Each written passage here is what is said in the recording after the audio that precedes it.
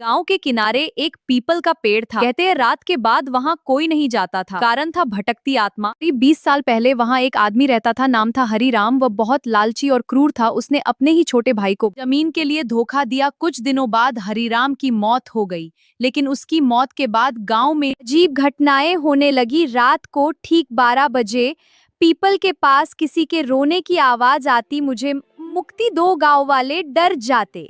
जिसने भी उस आवाज का पीछा किया, दूसरे दिन वह बीमार पड़ जाता।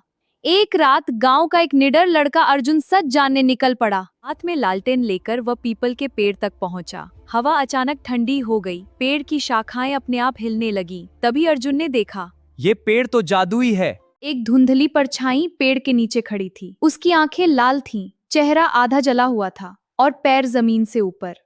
परछाई धीमी आवाज में बोली, मेरा शरीर मर गया है लेकिन मेरे पाप नहीं। मेरे अर्जुन कांपने लगा, बोला, तुम कौन हो? आत्मा चीखी, मैं हरिराम हूँ। यमदूत मुझे ले गए। मेरे कर्म इतने बुरे थे कि मुझे शांति नहीं मिली। मेरी आत्मा इसी पेंड से बंध गई। इतना कहते ही चारों तरफ अजीब सी फुसफुसाहट गूंजने लगी। अर्जुन ने देखा पेंड के पीछे कई और परछाई खड़ी थी, जैसे अधूरी आत्माएं। अचानक हरिराम की आत्मा अर्जुन के बिल्कुल पास आ गई और बोली, जो इंसान दूसरों का दिल दुखाता है, उसकी आत्मा मरने के बाद भी भटकती है। अर्जुन डर कर भागा। अगले दिन उसने गांव के पंडित से पूजा करवाई। कहते हैं उस रात के बाद रोने की आवाज कभी नहीं आई। लेकिन आज भी अमावस्या की रात अगर कोई उस पुराने पीपल के पास जाए तो ठंडी हवा में एक आवाज सुनाई देती है, क्या तुम्हारे कर्म साफ है? इसीलिए कहती हूँ मेरे प्यारे भक्तों की, हमें ऐसा कर्म करना चाहिए कि हमारी वजह से